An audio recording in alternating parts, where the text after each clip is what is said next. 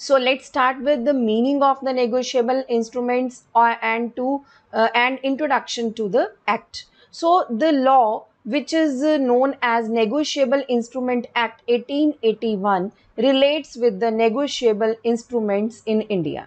The act came into force on 1st March 1881, and this act extends to whole of India, including the state of Jammu and Kashmir.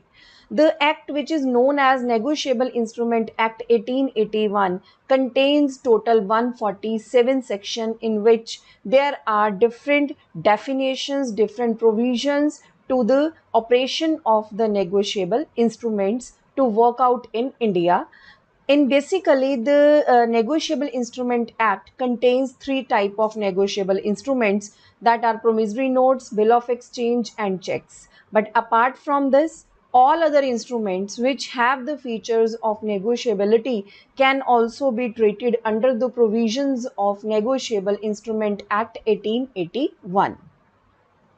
So, first of all, let's know what is the meaning of the negotiable instrument. So, the section 13, subsection 1 of Negotiable Instrument Act 1881 explains negotiable instrument as a negotiable instrument means a promissory note, bill of exchange, or check payable either to order or to bearer. Justice Wills has also explained it as 1. The property in which is acquired by anyone who takes it bona fide and for value notwithstanding any defect of title in the person from whom he took it.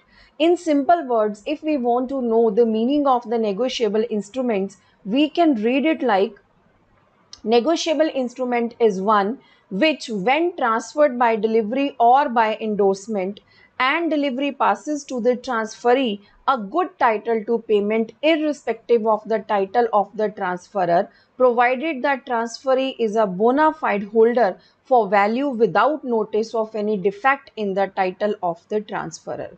That means when a negotiable instrument is delivered or is passed to the transferee, he or she has the same rights, he or she has the good title to the payment as the transferor has.